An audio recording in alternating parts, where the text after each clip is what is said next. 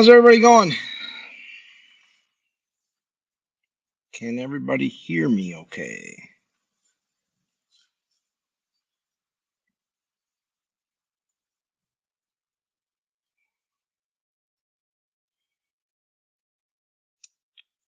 Still waiting to hear back from Jason and Jay.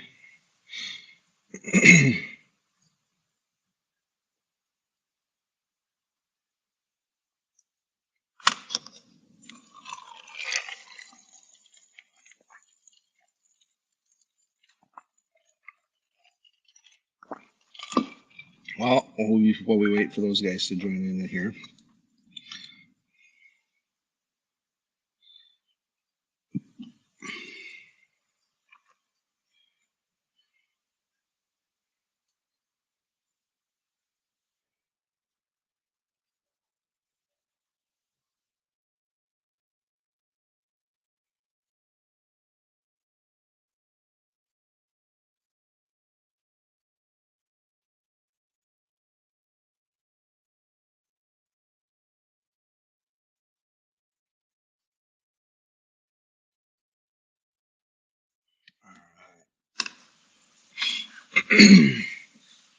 See if they find it.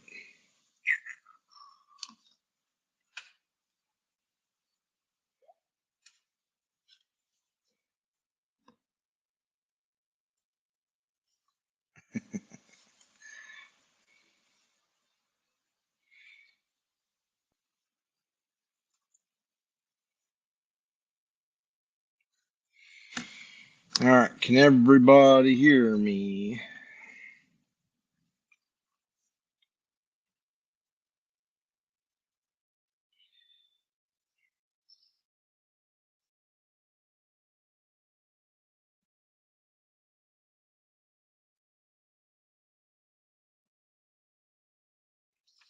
Good deal, good deal.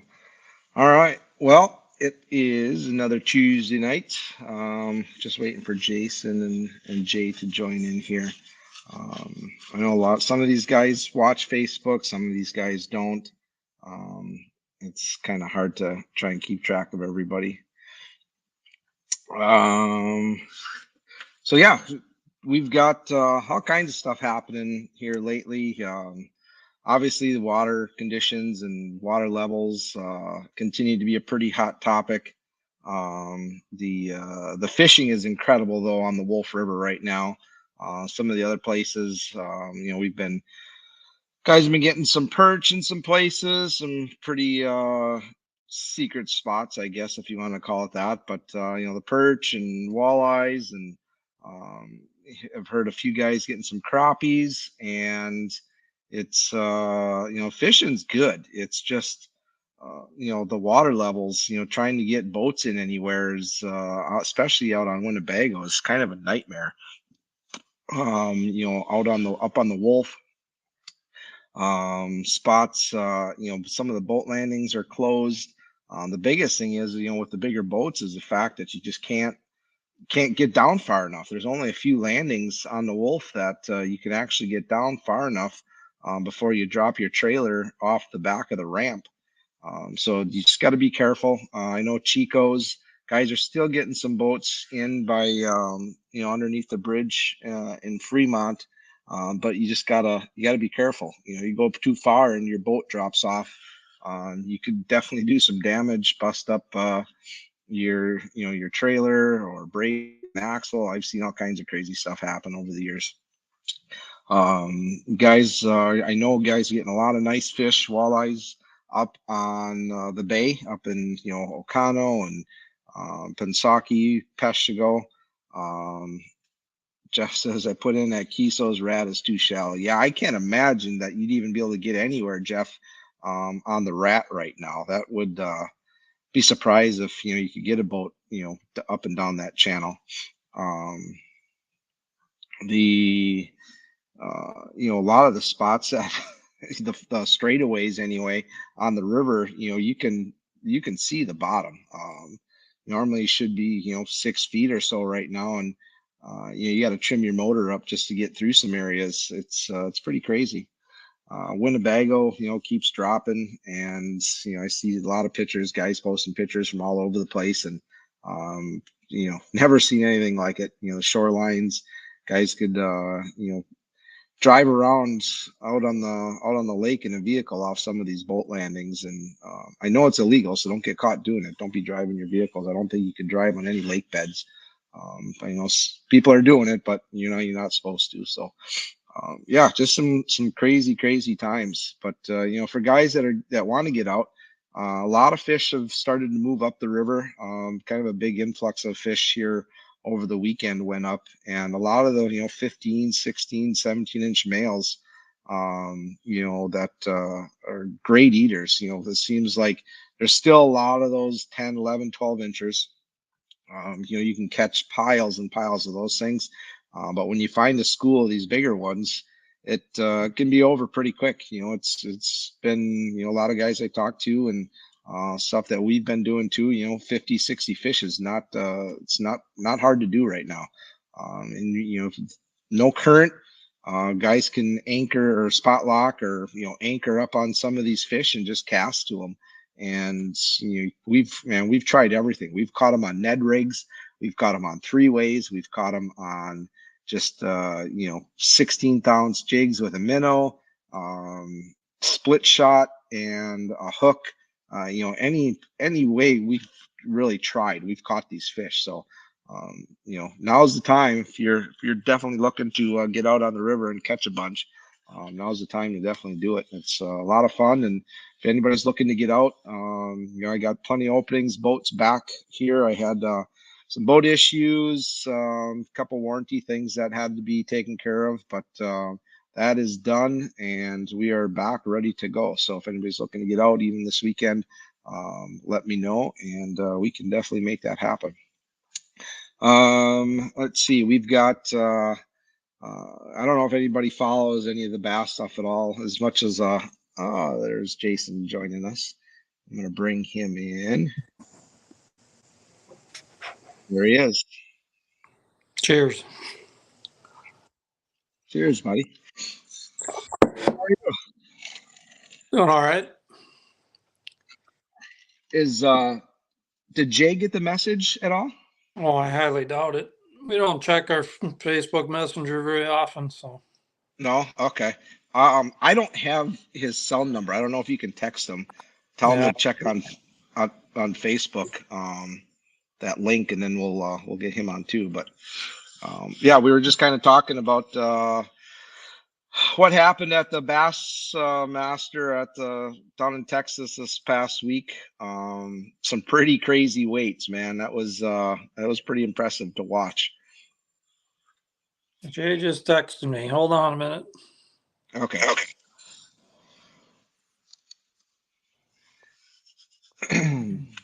I'm actually going to be heading down to the Classic here in a couple of weeks, and pretty excited about that. I've never been to a Bassmaster Classic before. It is the Super Bowl of fishing, and it's not too often that you have 4 northern guys, Wisconsin guys, fishing it. Or Yep.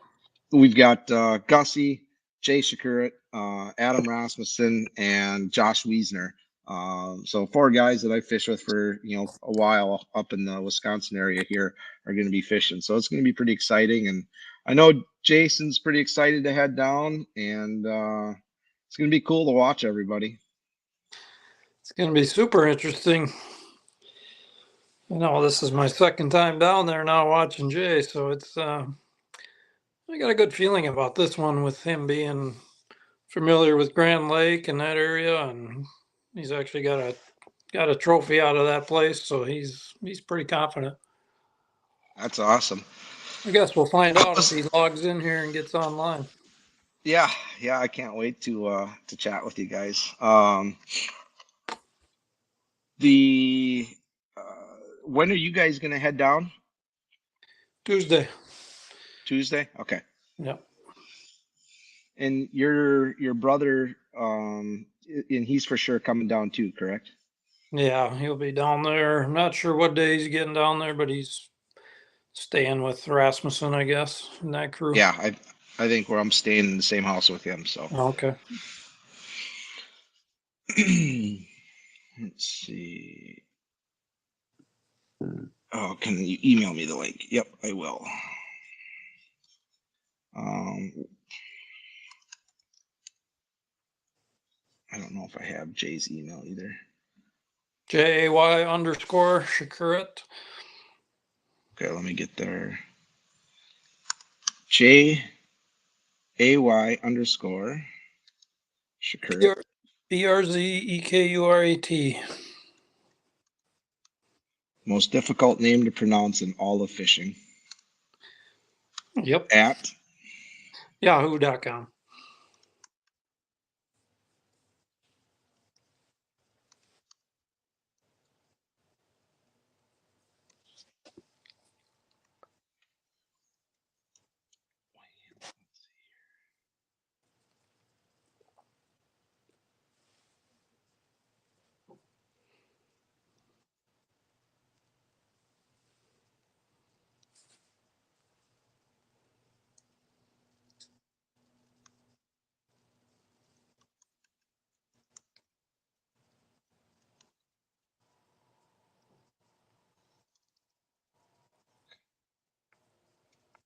shouldn't be this difficult.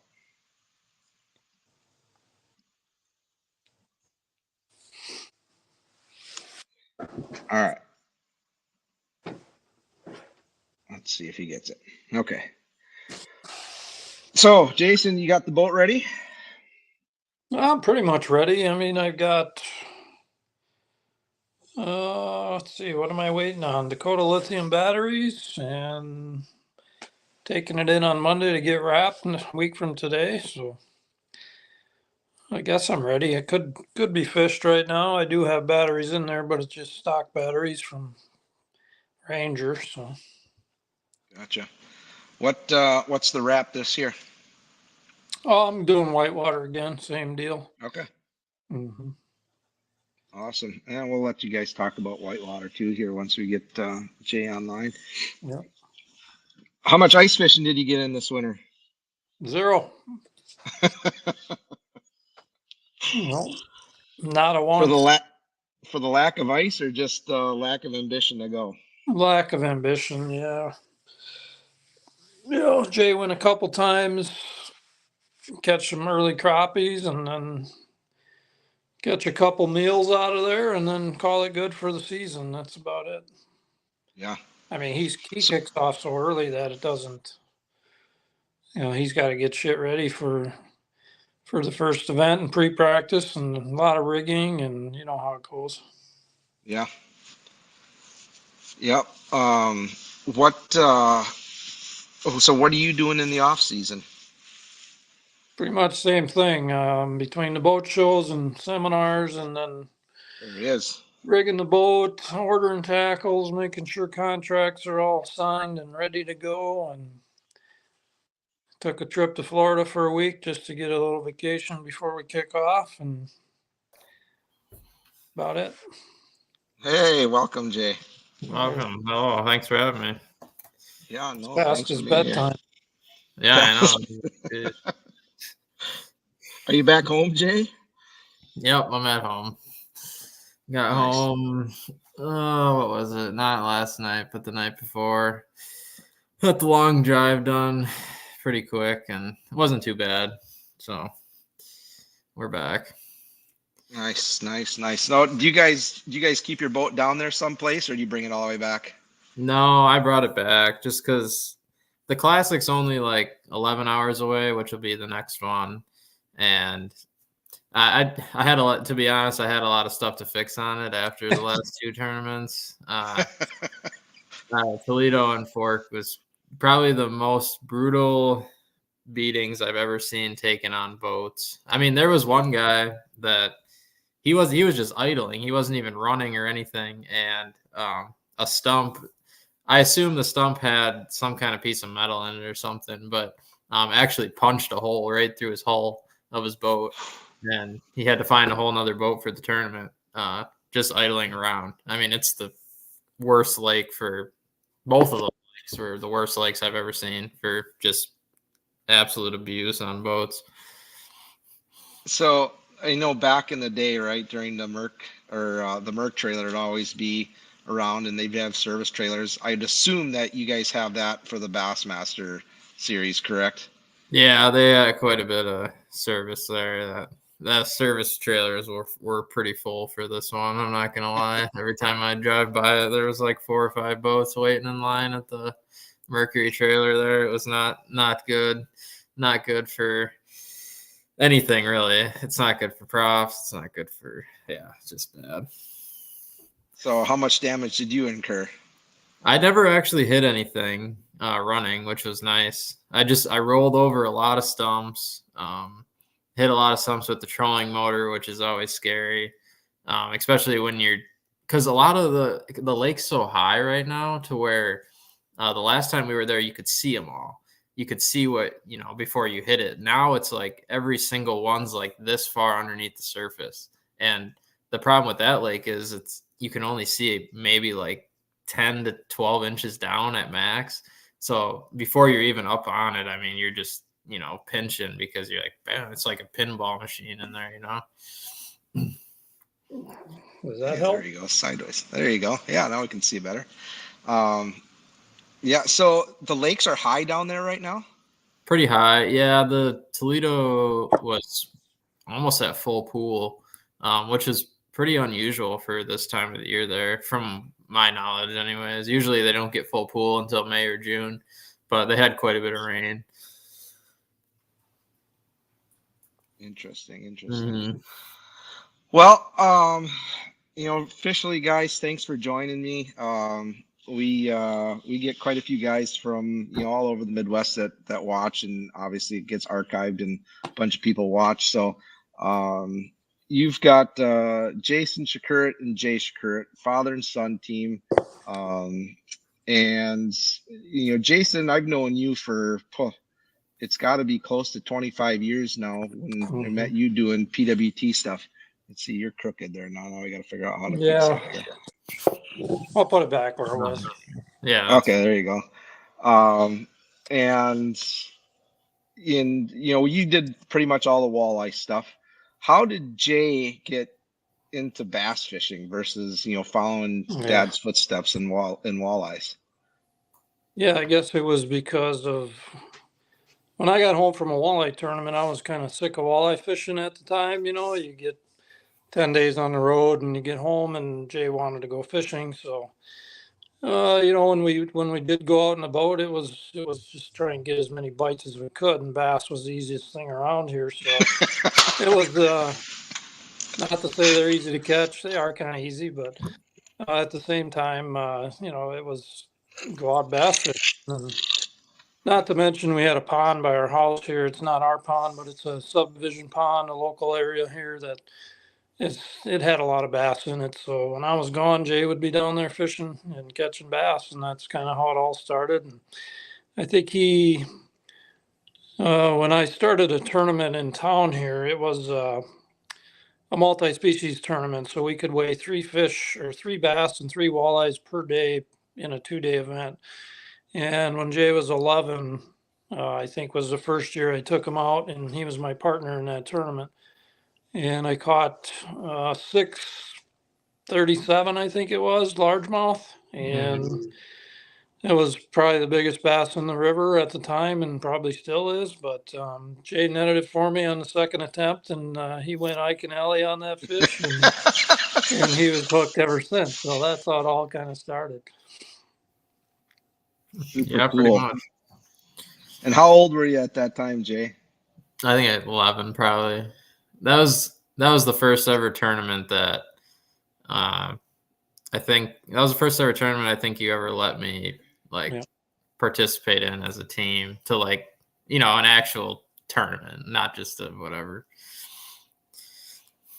Yeah, it was the same tournament where I caught that big one, and then we sat on one fish forever, and I'm like, boy, we better catch some more, or we're gonna look like fools weighing one big bass. And then so I caught a 3.5 pound smallie after that, and Jay netted that one, threw it in a live well, and then he said, "Dad, where's my rod?" And I'm like, "I don't know what you did with your rod." And turns out he must have just chucked it right in the river when he grabbed the net. But, 2 weeks later, we were fishing a Tuesday nighter, and my nephew says, "Hey, I found your rod that you lost in the PWA tournament." I'm like, no way.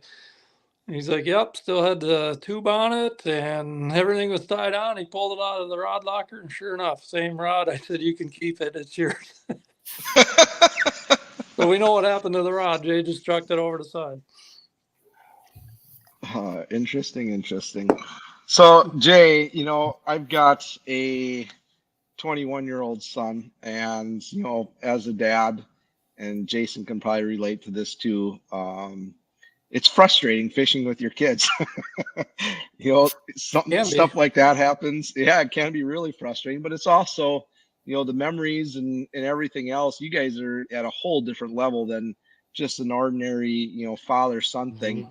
Do you guys ever just still go out, take off the competition stuff, and just go out and relax and have fun and fish? Jay, you can take that one.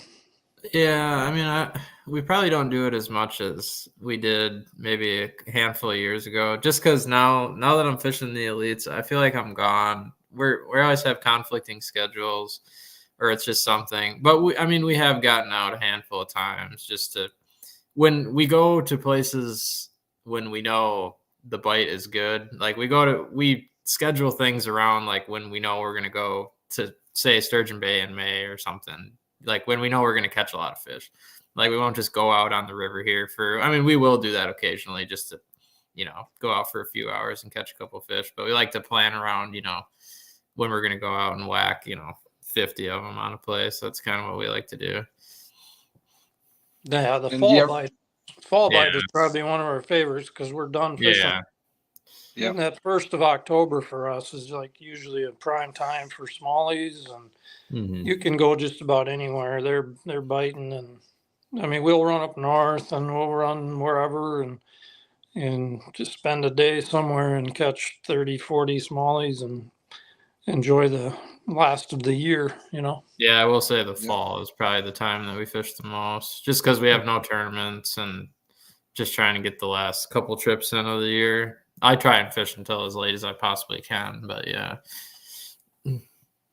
So, that being said, are you always going bass fishing? Are you guys going and chasing bluegills or walleyes or anything else?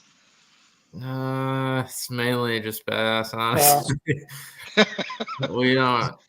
Yeah, if we happen to catch a walleye or something, that's usually we're just bass fishing for the most part. Yeah. Yeah, that's about it. Remember fishing those Tuesday nighters and we'd have to catch 3 walleyes and 3 bass in 3 hours, and you had to get 6 to win it. So we would always fish for bass right away, and then we'd catch our 3 in about an hour, and then we'd go walleye fishing. And it's just painful. I think Jay just wanted to get out of the boat and just go home because it was, it's a lot harder.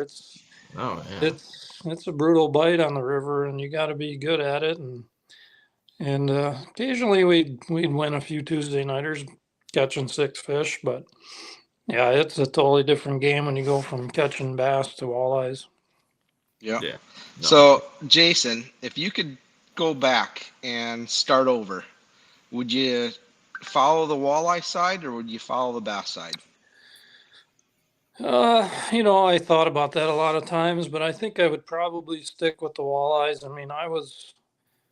When I was in my prime, I guess you'd say, like in my early 30s, and that time frame is when walleye tournaments had a pretty good following, some TV, and we were fishing for $400,000 in the championship. You don't even win that at the Classic, so how can you complain about that? And I had a really close chance at winning that the very first year. I was leading the RCL championship the first year they had it, and then long story short, I was on Green Bay and I couldn't go back to my fish out in the lake because they kept us in the river due to small craft and a bunch of other nonsense that when we were out there the second day of the tournament, it was brutally rough, and I still caught my fish out there, and they sent 200 some boats out. But yeah, looking back, I wouldn't probably change it. I had heck of a career walleye fishing. I'm still doing pretty good, so I'm not, making a living at it. And it's kind of cool now looking back because, nobody can say they've got a walleye guy in the family and then a bass guy at both top of the game. And I think we're the only family in the country that can really say that. 100%. I was kind of just going to say, you've got, father and son that have absolutely been at the pinnacle of what we all look forward to, right? Growing up, we all played the video games, and we all watched, the Bassmaster Classic. Yeah. And for your son to do it, I mean, you got to be proud of that. But then for you, to be on top of the walleye game. Now, granted, there were never any walleye, PWT video games or anything like that, but it's still, I mean, that was the elite. And with the RCL, the PWT, the FLW, I mean, for all those years, you were up there at the top pretty much, and you still are. I mean, you're extremely competitive. And, we've had some conversations on the phone. The tournament side on the walleye aspect of things has changed. Probably not for the better in some areas, maybe in some areas, but I guess my question, what I want to kind of get from you guys is, when you look at walleye fishing and how these tournaments are run, and then you look at bass, why could we not do what the bass guys are doing on the walleye side? Yeah, I mean, number one, it comes down to money. These organizations have to get the sponsorships to generate enough money to do all the stuff that they do. And, we had it for a brief moment back in the FLW days and RCO, and Walmart was part of it, and they had big dollars backing the organization. And, we had a pretty good TV show, and they were promoting the anglers. We had sponsor gigs from tournament sponsors. I was part of the BP team. I was part of the Chevy team. So all that stuff was there when the money was there. And now you just don't see the backing that we need to promote it. And Bass obviously does a good job with that. They got some major backing, and they promote the anglers. That's really what they focus on. And that's what the walleye world needs is more of that, promoting the anglers, showing people who they are. I mean, just in 2 years, everybody knows who Jay is through the tournament world, and we just don't do that on the walleye side. And why do you think that is? I mean, there's been a lot of cheating in the walleye aspect, or in the walleye world, from every spectrum, and you don't see it. You hear about it. I mean, it does happen in the bass world, but you got to look. Bass are in every state. You're over in Japan. I mean, they're everywhere. Whereas the walleyes, are pretty much just in the upper Midwest. Yeah. But why, I don't know, it's super frustrating to see how this cheating, I think, maybe I'm just looking at it at the wrong way, but I think the cheating and the bad rap that the walleye world has got has taken away a lot of that sponsorship dollars. Sure. People don't want to be associated with it anymore. Yeah, it's a combination of things. That's one of them. The regional thing is another thing. It's we don't have the crowd that the bass world does. That's obvious. And I don't know. You really need the Irwin Jacobs of the world that started the RCL and got the backing from those big sponsors to stick their neck out and do it. And we just don't have those people that run our organizations doing that. It's, it takes a lot of hard work, and they need to know people and figure out, okay, what do we need to do? And these, the organizations that I've fished through the years, I've seen it all. I've seen good, bad, in the middle, and not complaining. I still have a platform to fish with the National Walleye Tour, but there's things that need to be done year after year. And I'm part of the AIM circuit. I'm on the board of directors for AIM, and we're always trying to look a year or two in advance of what's coming and what do we need to do to keep everything rolling. And a lot of it comes down to funding. It's all about the dollar. You need to generate the sponsors to get it going. Jay, on the bass, I mean, you've seen your dad fish all these walleye tournaments. Um, I personally think, and Jason, maybe you can correct me on this, but why could they not go to the format that Bass uses? Have whatever you Marshall. call them, a marshal in the boat weighing the fish and run it that way. It takes away all the possibilities of cheating. Yeah, we've talked about that with the board at AIM, and one of the major issues with weighing fish is when you get into big waves. And I know there was guys at Lake Fork in the bass tournament that were having a tough time with it when they were out in the main lake. And if you're going to try and keep it fair for everybody, if you've ever tried to weigh a walleye in 4-foot waves, good luck. Yep. I mean, you're going to get a pound difference every time a wave hits you. So to try and finalize a weight on a fish is pretty hard. As you know, we fish a lot of big water, so Yep. that's always an issue. So why not use what the AIM format's done? Why can't the NWT go to something like that? Yeah, that's been brought up several times in our discussions about what we could do better, and I don't know. I'm not the one to ask that. I know we've talked about it, but I can only do so much. I'm just an angler, so until they change their minds, I really don't have much input. Yeah, but Jason, I think it has to come from the anglers. I think the anglers we're the ones who are paying the fees. Yeah. We're the ones who are fishing it. It can be just as much as our fault for sucking along with, what is going on, or we put our foot down and say, make some changes, and then they will get more people. Yeah, it's a never-ending Politics are bad. I think about a lot, going through my career, and it's a hard question to answer. That's just basically, there could be a lot of changes, but to get them all done is another story. Yeah. I mean, we talk about co-anglers all the time, and co-anglers are co-anglers. I was a co-angler my first year in 1995, and that's how I got my foot in the door, started fishing these events, and learned from the pros, and I would never take anything away from that. That was a great learning year for me. And,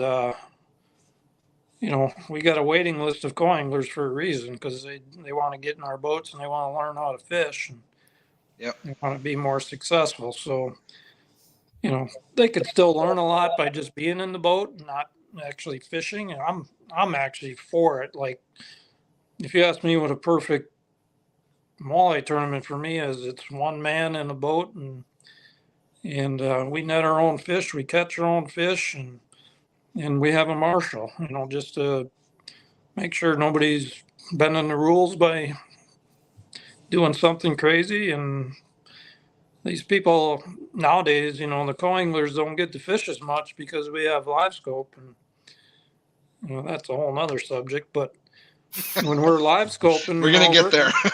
We're catching most of the fish because most of us have only one unit on the boat, and we're fishing for that fish, and it's hard for them to get a bite. Yeah. Well, we'll get into the electronics thing here, but first I want to ask Jay, is this really what you had in mind, what you wanted to do growing up, or was it something that just kind of fell in, or where did you see, or what was your goal, your dream growing up? What did you want to do, and how did you get to where you're at right now? Oh, this right here was my dream since I was, I don't know, whatever it was, since I could think about fishing. Like, I knew I wanted to do this. I just didn't know at what age I would be able to do it at. Like, in my mind before this, like, I didn't plan on, sitting here doing this podcast right now, fishing the Elite Series. Like, it was kind of more of, I might have a chance when I'm 30, when I'm, a little bit older than I am now. Because the plan before this was to at least get a stable job, get some funding, and kind of just slowly work my way up regionally and stuff like that. But just kind of the way it all happened, I guess it was just a meant to be deal because like the way I qualified, I really only had 1 year to do it. It was kind of the year I kind of just threw everything at it, was hoping to just cash a couple checks and get some experience. I wasn't really planning on fishing again the next year. And lo and behold, end up qualifying that year, and everything else just it was kind of a crazy 2 years. But yeah, this is the dream that I've had since I was 5 years old, that I even thought about, wanting to fish for a living. But would I thought I have been here at this point? No. Would I hope to have been here at this point? Hopefully at some point in my life, obviously. But yeah, this is all I've ever wanted to do, honestly. You've accomplished a lot in a very short time. How long do you see yourself continuing to go? That's a good question. I want to try and go. I don't know if I can reach Rick Clunn years of fishing. I feel like that's just absurd. I don't even know if that's possible, but as long as I possibly can. I just have such a passion for tournament fishing and competition, and just the whole deal of trying to figure the fish out, and the whole game of it. I don't know. It's just an addiction for me. I like to go out on the water, even if I'm just fun fishing, and I like to have a purpose to do it. I don't like to just go out, go to the same spot, catch the same fish, and do that kind of thing. I like to constantly, if I'm going out on the river, on a different day, on a different week or whatever, I like to try and find something new, figure out something new, whether it's a new bait, new technique, new size of line that the fish are eating, or something crazy. Just anything that, takes it up a level, basically, rather than just, going down the same road every time you go fishing. Yeah. Success is all what we put into it, right? And you look at the weekend guys and all the people that, bash all the people that are successful, and it comes down to time on the water. There was a book I read a few years back. It was a muskie guide from up in northern Wisconsin. I think that's the name of the book, was Time on the Water. And it basically was a journal of his entire year of fishing, and how each day and how he learns, and just the progression of being on the water, and how much better of an angler he's become just from paying attention to details and stuff like that. And it's easy to go out. If you find a good bite, go out the next day, do it again, go do it again. Yeah. There's no fun in that, though. We find a good bite, and if we know that the fish, just the other day we were in the river, we found a pod of walleyes, just thousands of walleyes in this pod.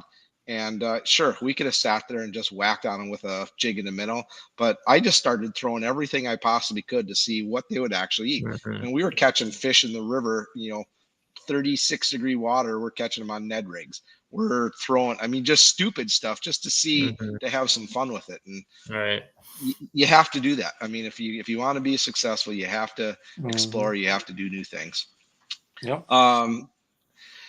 So that kind of leads in. Let's talk about the advancement. Jason, you've been doing this for a long time. Jay, you're kind of, you've been obviously doing it with your dad, but the latest topic, and kind of the heated topics, is electronics. Forward-facing sonar seems to be what everybody's talking about. And the absurd things I read on that young kid, that Japanese kid that won the tournament, he wouldn't be as good of an angler if he didn't have forward-facing sonar. I'm going to be the first one to tell anybody. I have it, I use it, but at the end of the day, you still have to make the fish eat. You can see them and you can watch them. And we've got we've got cameras, even better than forward-facing sonar. We can watch these fish literally on a screen, and there's just days that I don't care what you have, they're not going to eat. So, I guess both you guys take a turn. What do you feel on the whole forward-facing sonar debate? No, I've gone back and forth on it, honestly. I love it. I personally love it. Because the thing is, I came from where the first, like when I started fishing when I was 12 and now I'm 24 now, I didn't get live scope till about 3, maybe 4 years ago from today. So when I first started fishing, it was all no live scope. It was just side imaging. It was kind of when 360 got introduced, stuff like that. So when I was 18, 19, 20, 21 years old, I didn't have live scope. So it was like a whole kind of like change of pace, basically, to where I kind of learned like how fish related to stuff, was catching them on certain techniques, winning a couple local tournaments, doing some things. This is all pre-live scope.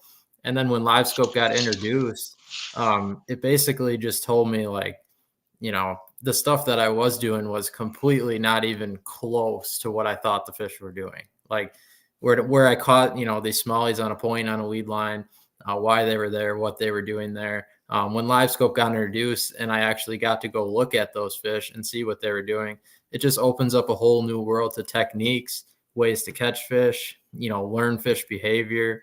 I mean, the list goes on and on. I mean, it really comes down to a certain point where we kind of just talked about earlier, when you go out, catch the same fish, do the same thing over and over again, at some point that's got to change. Like you got to go out there with a purpose. Like we talked about, go out there with a purpose, try a new technique.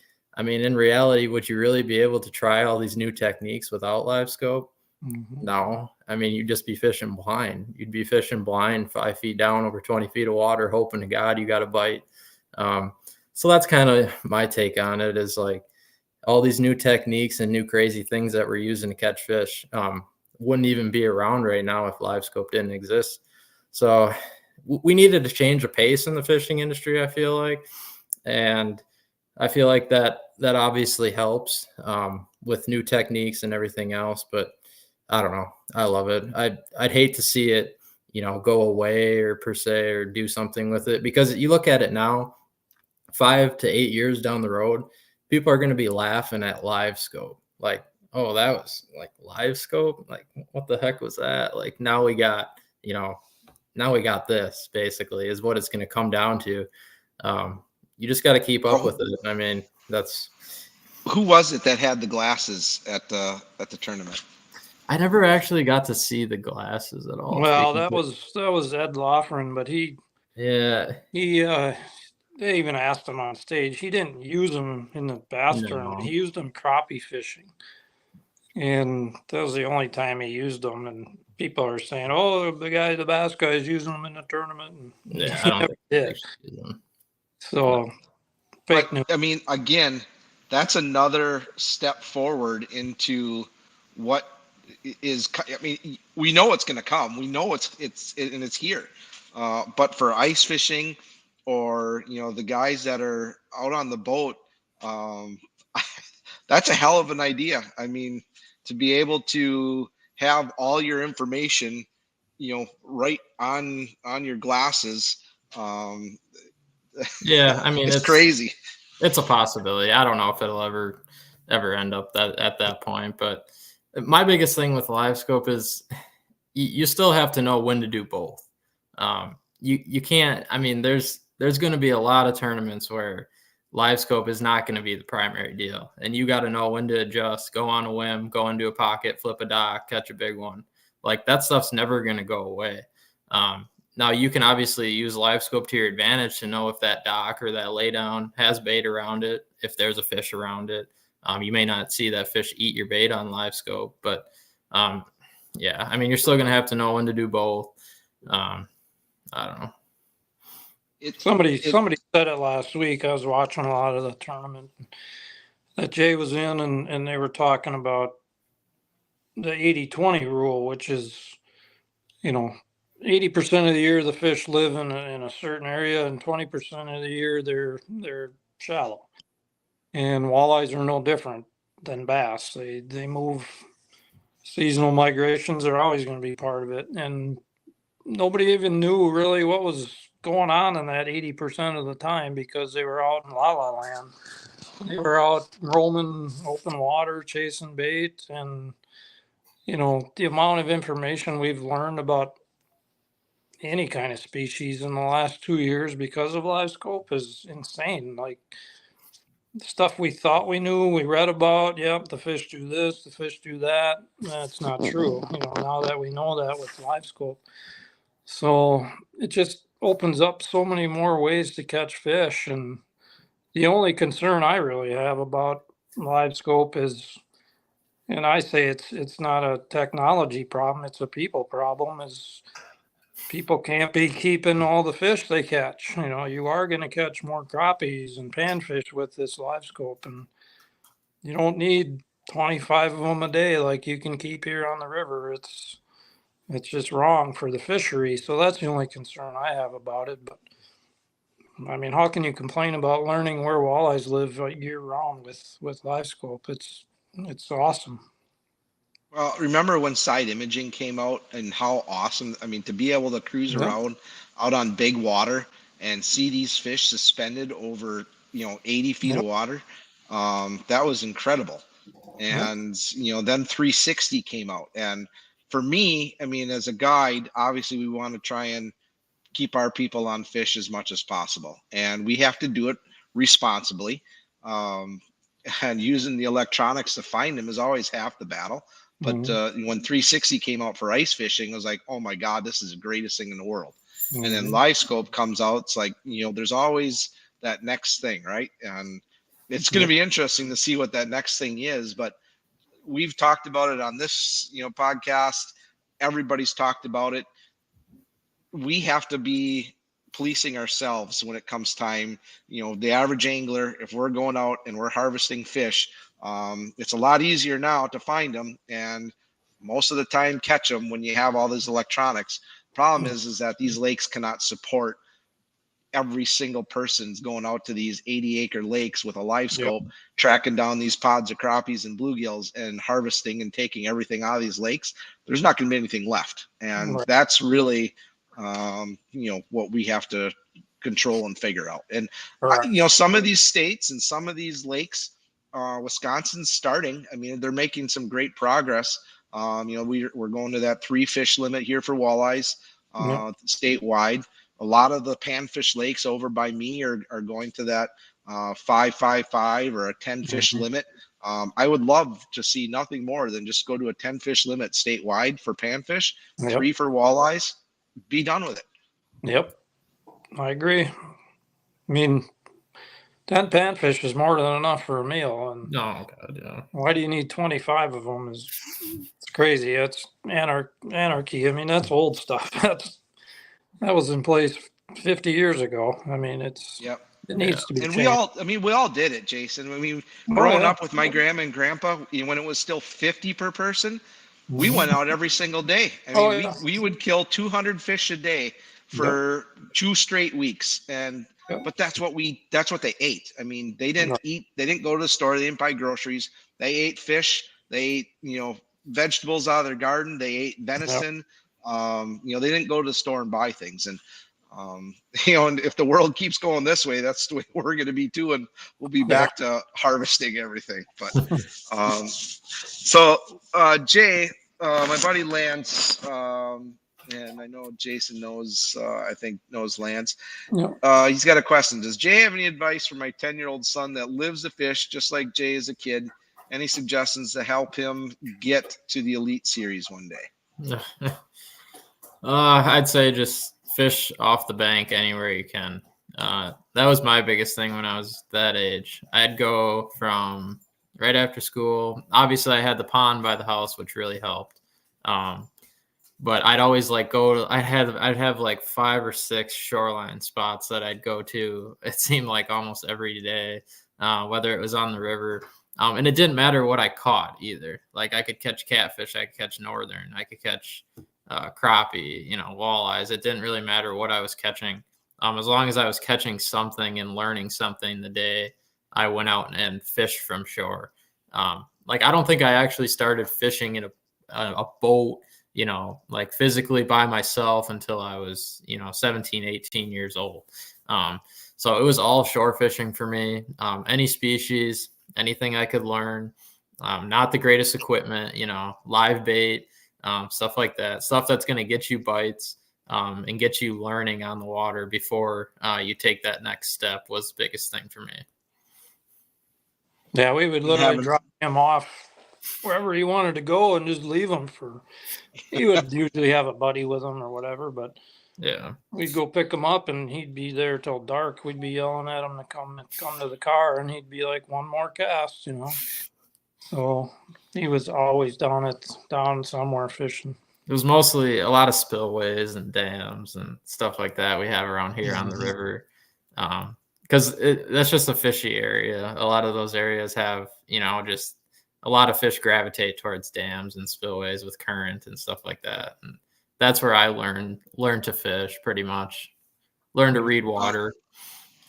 Yeah, the Wisconsin River is an amazing fishery any time of the year, and to be able to have that right in your backyard is incredible. But it's such a multi-species thing too, right? So you aren't just picking out bass. You got muskies, you got smallies, you got walleyes, catfish. I mean, you're going to catch everything, and the more species you catch, the more you learn. Period. Oh yeah, 100%. So I got to ask this: how much did your dad help you get to this level? You've got, I know of a few father sons. Obviously, probably the other well-known father son, Gary and Chase. Chase kind of fell into that. Did your dad help you along the way? Oh yeah, I mean, it was. So we can go back to when I was, first started to really grasp what was going on, kind of like my mid-teens, like that 15, 16, 17-year-old, when the electronics first started coming out. Like, he was the biggest help with that because, without him trying to learn that stuff firsthand, that young, that's pretty hard to do. I mean, it really is. Not having, even if it's just idling over something, seeing a tree, these fish are here for this reason and why. I mean, that much of a head start when I was that young, just being able to read water like that through him, I feel like was probably the biggest help. And then the next biggest thing was when I actually started fishing tournaments by myself, it was the whole mental aspect. Like, a lot of people go into a tournament, they're all worried about, what other people are catching, what they need to be catching, blah, blah, blah, the whole mental side of it. It was basically what he taught me is it's just me against the fish. That's it. Just me, basically put me on the bank at the river. I'm trying to catch that one walleye out of that current seam or that one smallmouth that's sitting there. It's just me against that fish. And that's kind of how he taught me the whole mental side of it, I feel like, is what really helped me, because there's a lot of times when you're out there and things are not going well, whether it's just a team tournament, a club tournament, or it's the Elite Series. Like, there's just times where you can really get in your head and you're not catching them, and say you have to catch them to make money, stuff like that.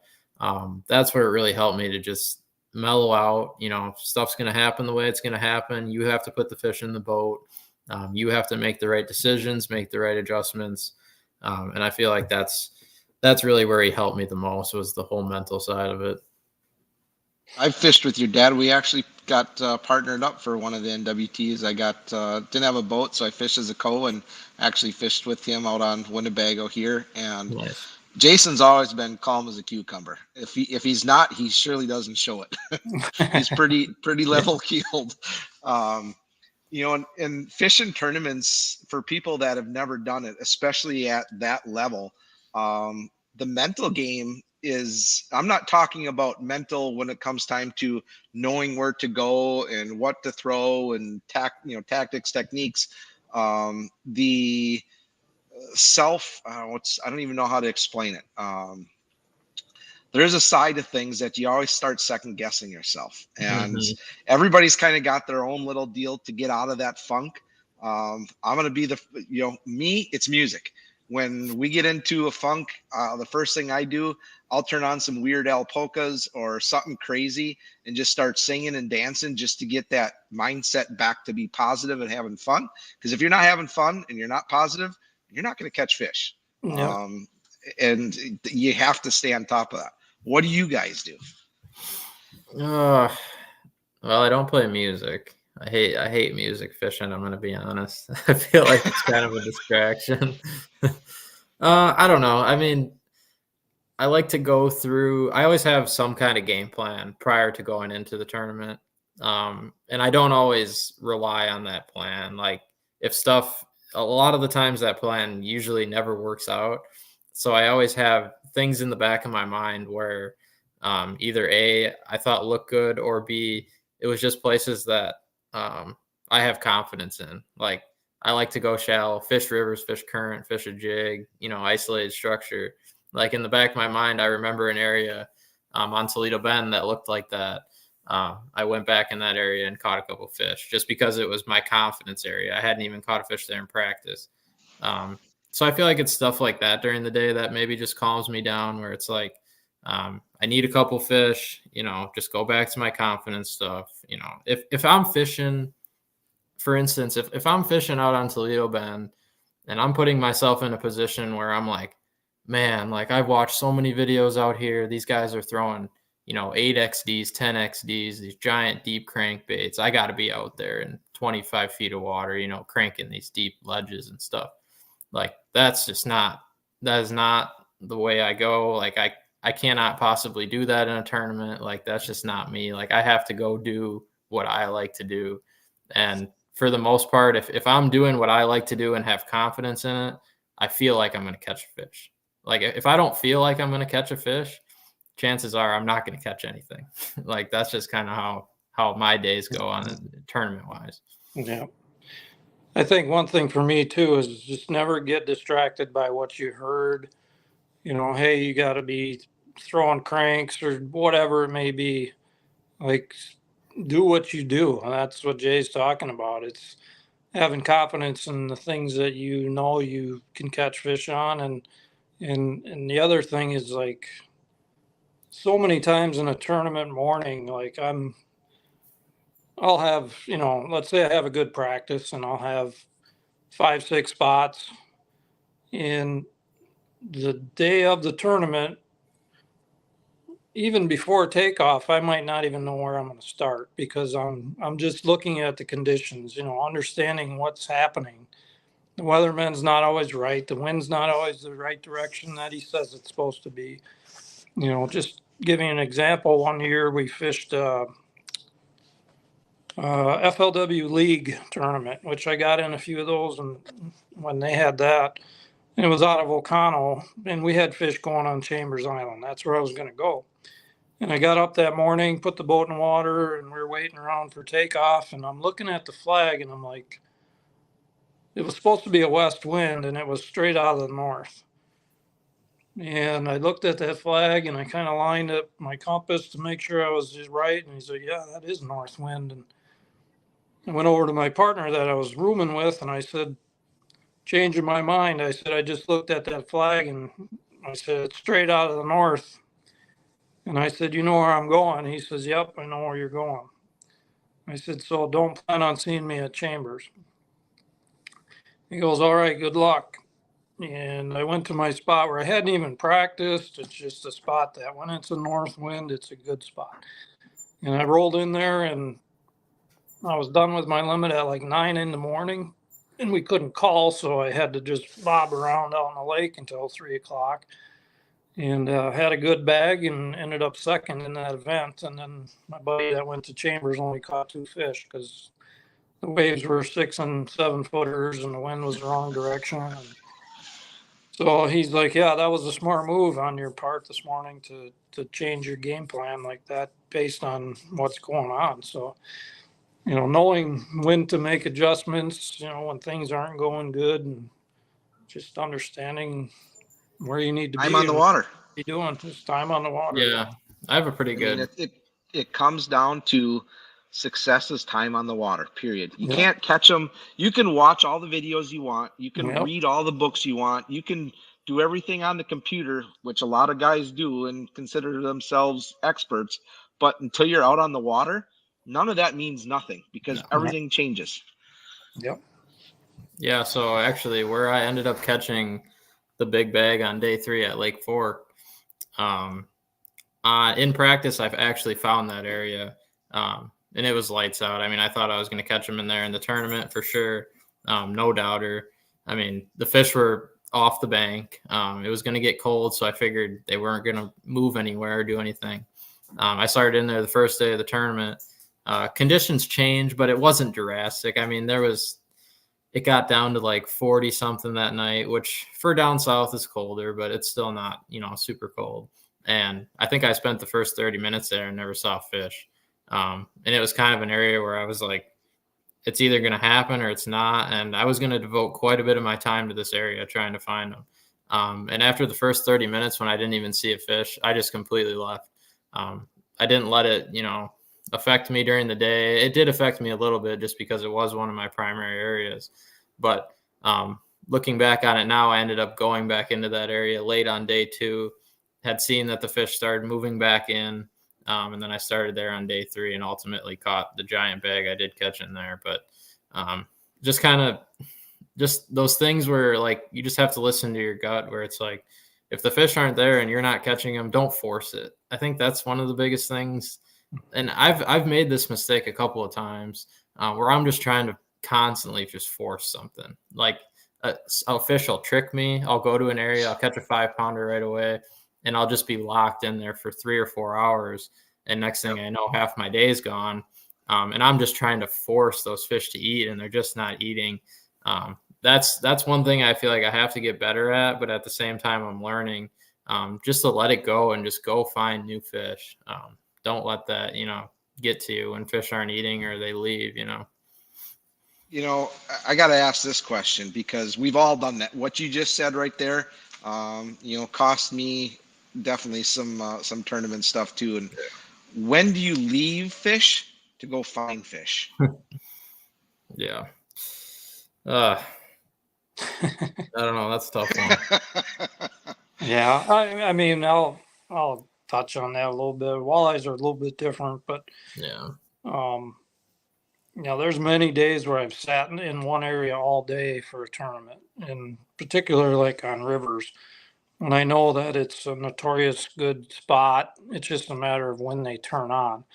And it seems like it's almost every time, no matter where it is on a different river, like you can bank on it that they're going to bite at least 2 times during that day. So it depends on the scenario you're in. If I'm on a river system and I know it's a good area, I'm probably going to camp in there and just be there when they do bite. And it's happened a lot for me. I've won some tournaments doing that and done well. But, when it comes to like big water or Green Bay, for example, if I'm seeing fish and I'm not catching them, I'm probably going to leave. I'm going to either wait for a weather change. Maybe the clouds are supposed to roll in later or something. Maybe it's calm right now, but the winds are supposed to pick up. I'll leave that area. I'll go fish another spot, try those for a while, but I am coming back for sure. So it's just a matter of, it comes back to time on the water. Just knowing kind of when to leave and when to stay is that's the $1 million question. But just you got to learn as the years go and understand what makes them bite and when. And I've had lights out days on a day 1 of Green Bay tournament where I've caught 5 fish in the first 30 minutes of the day, and the next day I roll in there and it's gin clear, it's calm, there's no wind, there's no fish, there's nothing. And that particular tournament took me about 4 hours to figure them out in a different area on how to get them to bite. And then once I figured it out, it was literally within 45 minutes I had my 5 and I was back at the ramp, and I think I took 3rd in that one. So, things change day to day all the time.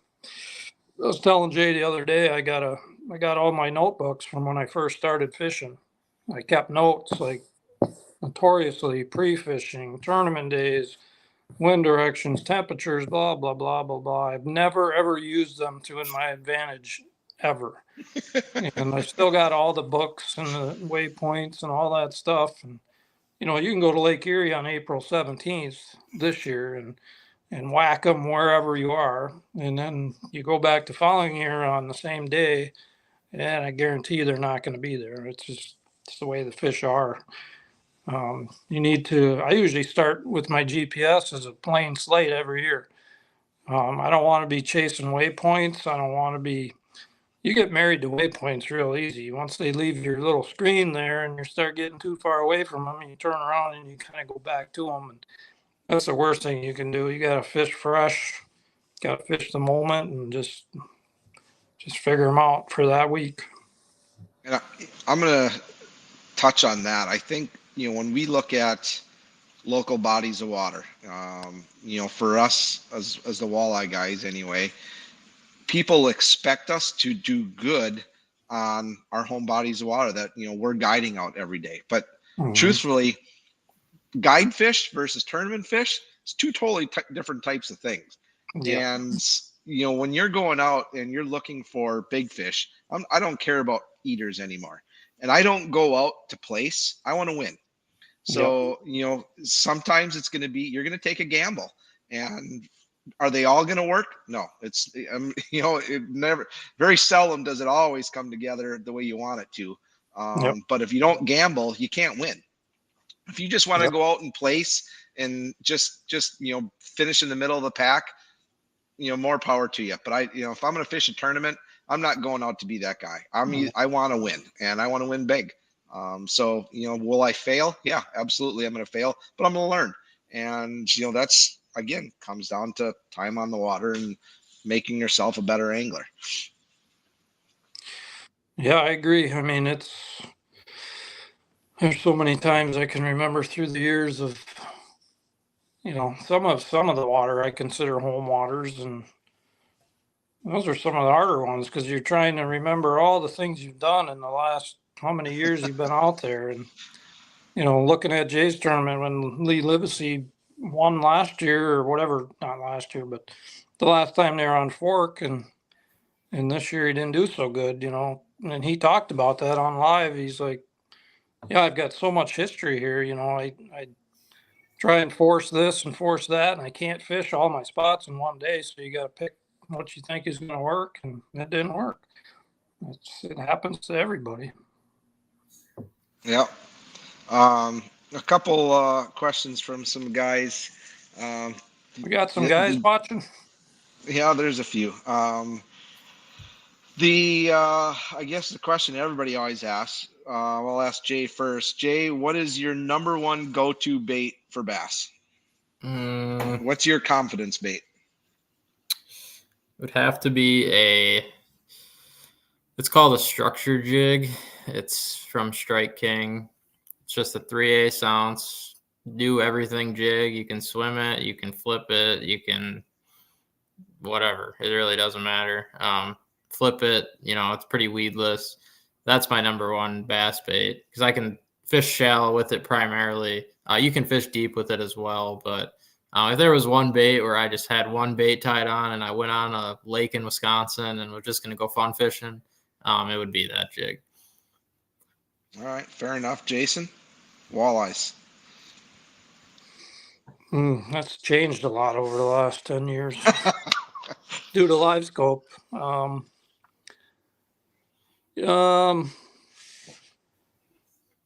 Probably today, I would say, give me some type of glide bait. It's a pretty popular bait nowadays. I can go to anywhere and catch a fish on it. I've caught them on the Mississippi. I've caught them on the Great Lakes. I've caught them on Lake Oahe. I've caught them Devil's Lake. I've caught them any type of glide bait. Something that walks the dog underwater is probably my go-to. All right, fair enough. That's good. When you guys aren't fishing, I know Jason's a huge bow hunter. What do you do, Jay? Well, I did go bow hunting this year. We got to go down to Illinois actually, which was pretty sweet. I did end up killing a deer this year. It was my first one with a bow in quite some time.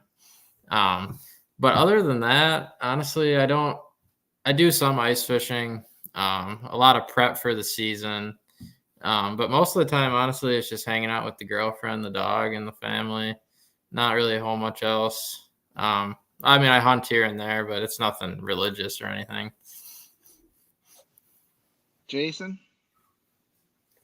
Well, I bow hunt a lot when I can. that's kind of our off season for me anyway, is, that October, November time frame. We're still working on contracts and all that stuff for the following year, but it's nice to get in a tree and just hang out. During the summer when I'm home, my other son, Jackson, he's 22. He's a golfer. So now that the kids are out of the house and things are quieter, I got more time, and I'm picking my golf game back up like I did when I was pre-kids, in my earlier 20s when I was playing quite a bit. So love playing golf, bow hunting, and fishing. Well, we'll have to get together and do some golfing this year. Heck yeah. Yeah, you Bring can't. Don't count me in on the golf. I'm not. No, it's not good at golf. Not good at all. Yeah, pretty good. Oh, so Jay, you said you got a girlfriend. What's she think about all this fishing stuff? No, she must be a keeper now. It's been going on 4 years. So I met her back before I even qualified for the elites. Back when I was fishing as a co-angler, still actually in the opens. So that was going back 3 or 4 years ago now. I mean, she's good with it. It's obviously hard. I mean, gone for, 2 weeks at a time, come home, and this next week I'll already be leaving for the Classic. It's not easy, but the off seasons are also nice. When you get home, in September-ish, and then you have until February until the next season starts. But obviously I'm going to be gone a lot during the, the bulk of the summer and stuff. But yeah, so far so good. We train, right? Yeah. I got a on wife top that's of been with me since I started. So the thing was, my mom told Jody before we got married that, he's going to fish a lot and he's not going to change. And if you're okay with that, and she's still with me. So we're very understanding. that's probably the hardest part of what we do is keeping the family together, because it's hard. I mean, guiding and doing tournaments and everything else, we're gone primarily on weekends, right? That's when most of our stuff happens. So we're missing birthdays, we're missing weddings, we're missing family events, and it sucks. I mean, it's not like we want to do it, but unfortunately, or fortunately, however you want to look at it, that's our career path we chose. I mean, there's benefits and there's negative parts, and probably the biggest negative is the hardship on the families. Yep. Yeah, for sure. Yeah, you gotta have a good spouse to do this. It's pretty important. Yep. All right. So the Classic's coming up here, a couple weeks, Jay. What happens here leading up to it? Well, when can you guys get on the water? Your dad was telling me earlier that you've had some success down there. This is going to be my first time ever going to a Classic, so I'm pumped to go down there and watch you guys. And we've got we got Adam Rasmussen, we've got Josh Wiesner, and Gussie, four guys I consider friends and known for quite some time. So it's pretty exciting to say, hey, you've got four buddies that are fishing the Super Bowl of fishing, and I'm excited for you guys. And I mean, what are you getting ready for? What do you do to get ready for something like this? So first off, get the boat tuned up, make sure everything's tight, everything's good to go from the last 2 derbies. Next step is try and do as much research as I can. Obviously, I've had some success on Grand, but most of that's been in the fall, the fall time of year. We're going to be there in the spring. The fish are going to be biting. Guys are going to catch them. I don't know exactly how it's all going to play out with electronics and stuff. I think it's going to kind of be a fair game between the two. I think you're going to see guys using the live scope, and I think you're going to see guys also utilize a lot of shallow stuff. We've had a warm year this year. I mean, right now, I don't even think you could possibly even go ice fishing at home, which is pretty rare for this time of the year. So there's going to be a lot of different things in play. The water's been warming up pretty good. As far as the practice period goes, we actually practiced the week prior to the tournament, which is kind of crazy. So the tournament starts on Friday, I believe the 22nd or somewhere around there. We actually practice that week prior. So like the, whatever it is, I think it would be like the 15th, 16th, and 17th. It's a Friday, Saturday, Sunday practice the week prior to the tournament day. So during that entire week prior to the tournament, it's all media stuff. Monday's media stuff. Tuesday, we have a night of champions, or actually that's Wednesday. I take that back. Tuesday, some more media stuff. Wednesday, we do actually get to go out on the water 2 days prior to the first day of the tournament. We get to go out for 8 hours. You can do what you want with that time. It's kind of a, it's just short day. I mean, it's basically a tournament day, practice wise. Again, 2 days prior to the tournament, so things are still going to change. And then come tournament day, Friday is when it actually starts. So that was one thing my first year that it kind of threw me for a loop because, it's kind of like going out on a body of water here a week prior to actually fishing the tournament. So you can't really get your mindset on, like I'm catching them in this creek with this jig on these laydowns. Like that's just, it ain't going to work because the tournament's a whole week later. So looking at that, I feel like the guy that always wins the classic seems to be the guy that's, he's not scared to do anything. He's scared to do things on a limb, take risks, do crazy stuff like that. So it's the classic. It's a big media hype up event with very little practicing time and very little kind of knowing, what's even going on the lake prior to the first cast on Friday. But I look forward to those tournaments just because I hate having so much practice time to where, guys are, there's all these rumors flying around. This guy's doing this guy's doing that. I kind of like to go on the lake the day of, nobody had been out there in a couple days. Everything's reset, and you got to figure them out that day to come out on top kind of deal. For people that don't understand how bass works, the walleye world, there's no closed period. I mean, you can go out and pre-fish for as long as you want. What's crazy is I even get guys that are come up here and fish tournaments, and I don't know if they can, some of these tournaments, I don't know if they can hire guides or not, but I get hired by bass guys all the time to go out and show them, the lakes and different spots. Mm-hmm. And there's a lot of networking on the walleye side of things. In the bass side, there's none of that, correct? Not much. No, not at all. So we got, out of every Elite Series tournament, we get 3 days of practice. That's what we get. Now this is right before the tournament starts. So we get 3 days leading up to the tournament. Prior to those 3 days, we could actually be on the lake a month before the tournament starts. So the tournament started at Lake Fork, whatever it was, March 28th or 29th. I could have been out on Fork middle of February. I don't know how much knowledge middle of January. I don't know how much knowledge that would have gave me, based on that's the whole thing with the whole pre-practicing period, we like to call it. Going out, a month or two prior to when the tournament starts. I mean, yeah, you can get familiar with the lake. I'm not necessarily out there to catch fish. I'm more out there just to make sure I'm not going to destroy my boat kind of deal. Getting familiar with the ramps, running around the boat lanes. That way, when I do put in for my 3-day practice period, I have a game plan. Like, I know what this part of the lake looks like. It looked good. I feel like the fish will be moving in, to this area kind of deal. So that's kind of how we do it, I feel like, and most guys do it. Like, we're not out there for a week. We're only out there for 3 days for our official practice period. So you got to make that time count. I mean, you can't be sitting there retying rods for 2 hours.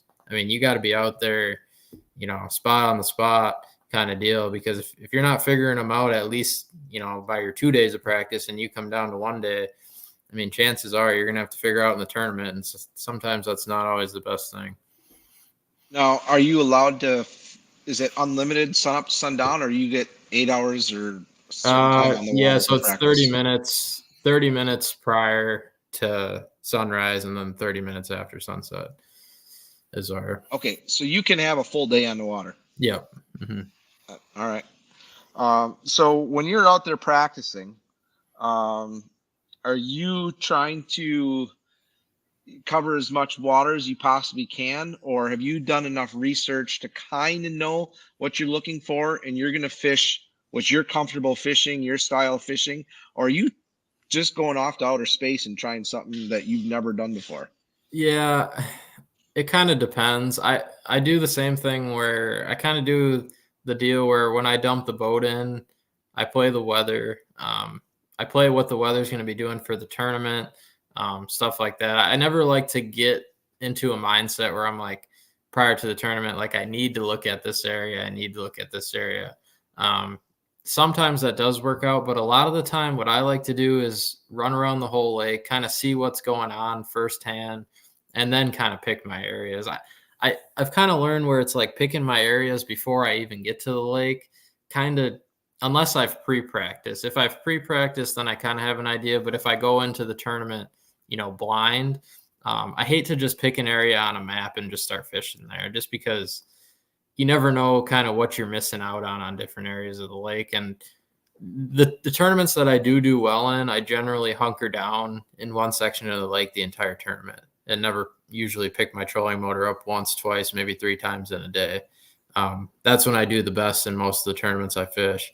So my mindset is kind of burn a lot of gas at first, but then kind of get comfortable with areas I like during the time that I'm there, because during the time that I'm there is always different prior to the time I was there before, pretty much. There could have been a 15-mile-an-hour wind out of the north the time prior to I was there, but if I'm there during pre-practice and it's slick calm, that area is going to be completely different than when it was getting blown out, that month prior. So that's kind of how I take it. It's really a tough question to answer, just because there's so much water. I mean, that lake I was just on Toledo, I mean, it's 65 miles long. I mean, it's one of the biggest lakes I think I've ever seen with my eyes. And it's hard. It's very overwhelming to, try and dissect a place like that with very little time, but goes back to the confidence thing, I feel like.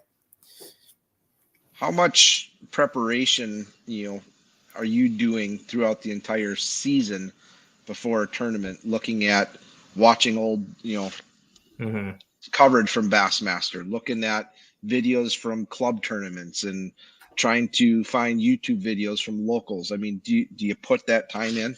Yeah, I mean, it's months. From the time the schedule comes out to the time I actually am there for the tournament, I mean, it's months and months and months of research. Like, I don't necessarily go out of my way to go watch a YouTube video to try and find a spot or something like that. That's not how I go about doing my research. I go about doing my research, going and watching videos, going and looking at pictures of top baits from that time of the year, stuff like that. I like to get an idea of something I saw, whether it was a video or something, like, maybe a guy was throwing a chatterbait, in the back of a pocket. He posted the video in April, something like that. It just gives me an idea of where the fish would kind of be positioned. It just gives you a head start. You don't want to be going into a tournament, not knowing even where the fish are going to be positioned at. You kind of want a head start on that, which depth of water they're even going to be in. So that's kind of where the research comes in. And there is a lot of it nowadays to where, I mean, you can even kind of dissect areas of the lake where it's might even go down. It's pretty rare that you can figure that out through research, but at least gives you an idea to where you're going to dump the boat in this creek and you at least know that bass have been caught in this creek, right? I mean, you don't want to dump your boat in the creek and be like, has there ever been a bass caught here before? It kind of helps to at least know that, to give you a little bit of confidence that there is fish in the area. Awesome. Well, I will be down there cheering you guys on. I will be helping out at the Seaguar booth. Both you guys, take some time here. Talk about some of the new products that your sponsors that you guys work with.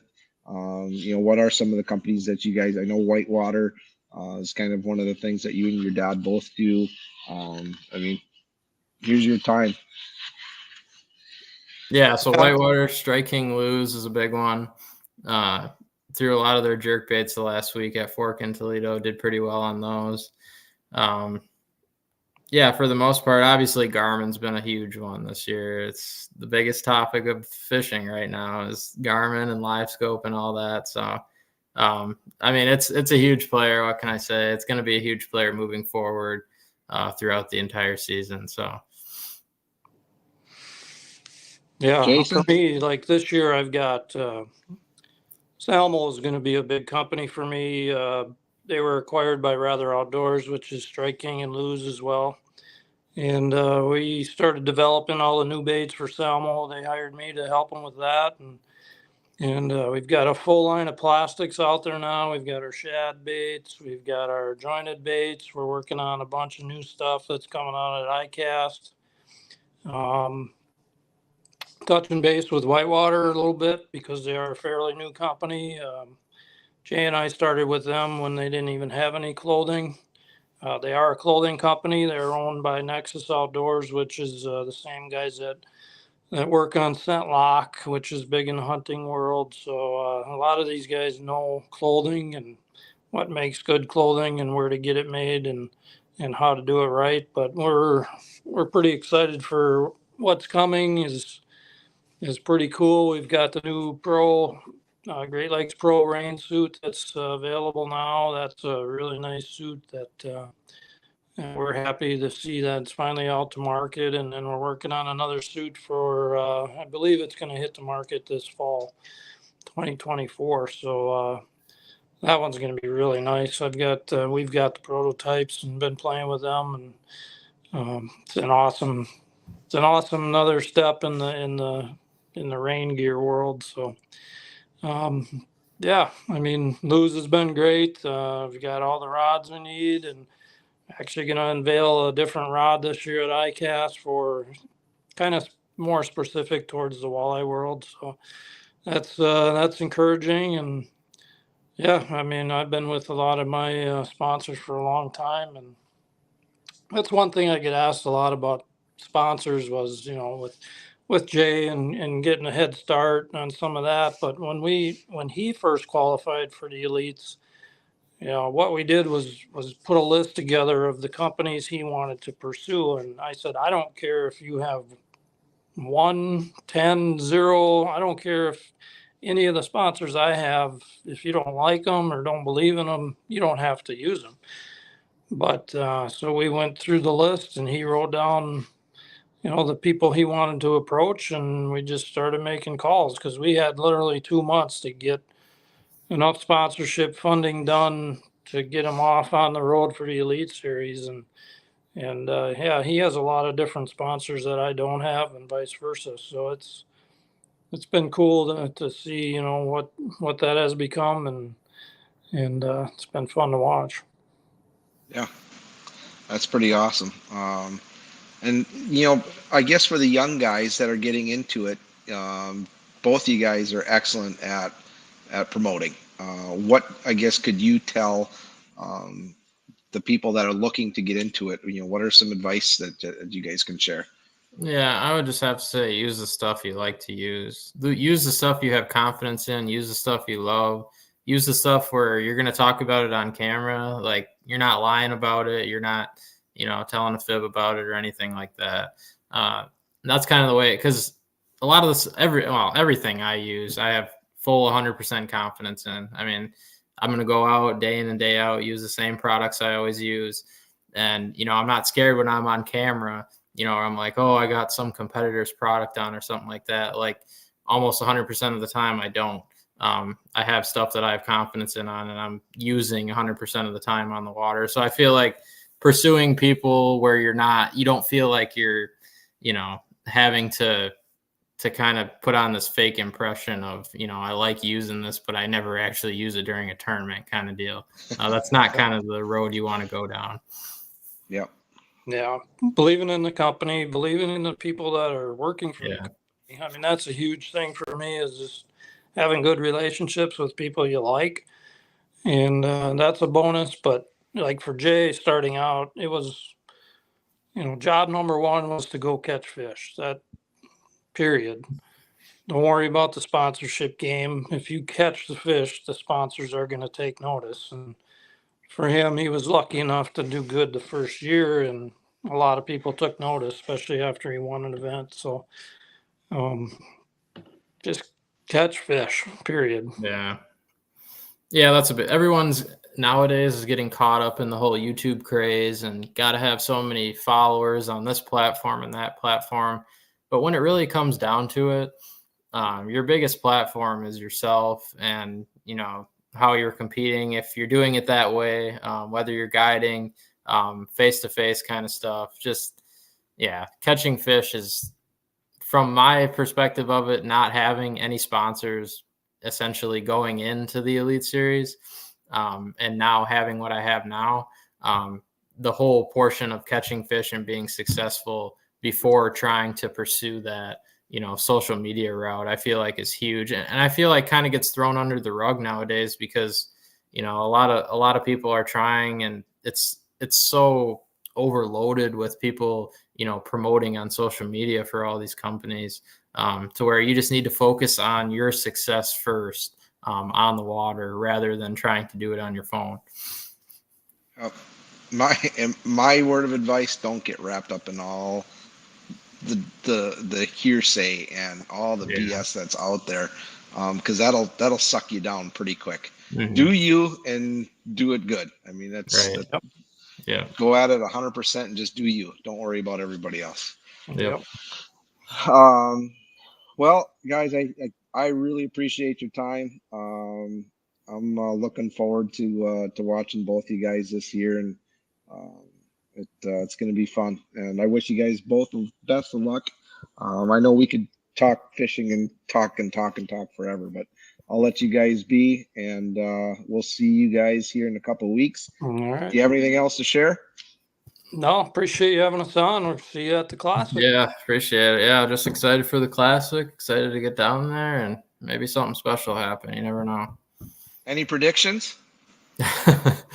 I kind of, for some reason, there's been like this trend with back-to-back Classic champs. So, I mean, you never know. Gussie could win another one. Well, Jason? I got a pretty good feeling. I don't know. I'm not going to say it. He's on a roll, doing well. He's going to catch him, so we'll see where he falls at the end of it. Yeah, there's something special is going to happen to win, but you never know. Yep. It's meant to be. It's meant to be. Right. It is, but at the end of the day, just getting there is the biggest accomplishment. You're living your dream, man. Yeah. Whatever happens, however you finish, you're there. I mean, right. I don't know too many people that can say that. And to be crazy. there, 2 years in a row at your age, and now this young kid that won this last week. It's awesome to see these young kids do well. Yeah, it really is. I think it's time for a next generation, and it's time to get some new blood into the sport, and it's happening. So now we just need that to kind of happen in the walleye side of things, and get that to grow back to where it used to be. Yeah, it is pretty cool to see all the young anglers now. Yes. Awesome. Well, thanks, guys. I will catch you guys down the road, and good luck. All right, sounds good. Thanks very much. See ya. See you guys. See ya. All right. Well, thanks to Jason and Jay. I know we got a little bit later than normal. So I appreciate you guys sticking on and hanging out with us tonight. Awesome dudes. I can't wait to see how far Jay can go. He's got the right attitude. He's got the right mindset. He's following his dad's footsteps, and I think he's gonna excel. I think he's been taught well, and he's doing great. So good job to both of those guys. And again, thank you, and thanks to all you guys for watching. We'll be back next Tuesday. We might have, I've been in conversation with the game warden, and they are sounds like everything's good to go. It's just a matter of picking the date now to get them online, and we'll figure that out, and I'll definitely keep everybody posted. I know that'll be a pretty popular show. A lot of questions, I'm sure, for guys, especially with the new rules and that coming in. But after that, we will be at the Bassmaster Classic, and I'll be getting there that Tuesday night. Depending on what time I get in, maybe what we'll do is do a broadcast or something, during the day or during the actual classic itself. I'll figure that out once we get to that week, but that'll be the last, or let's see, is that the 22nd? So the 19th is that Tuesday. I'll be flying into Tulsa the 19th, and then the sports show happens all week down there, which we'll be a part of. I'll be helping out in the Cigar and the Z-Man booth, and the classic obviously starts on the 22nd. Fishing 22nd, 23rd, 24th. Championship Sunday on the 24th. And it is Palm Sunday as well, so should be a good time. Looking forward to it, and can't wait to see what the production is. So stay tuned. We'll have pictures and whatever I can possibly do to get some content in that down there. But that's it, guys. Good luck fishing, and we'll post reports here throughout the week, where we'll be. And again, if anybody's looking to get out this weekend, I do got some openings. The boat's back and ready to go. So good night, everybody. Cheers. We'll catch you guys on the water. Thanks.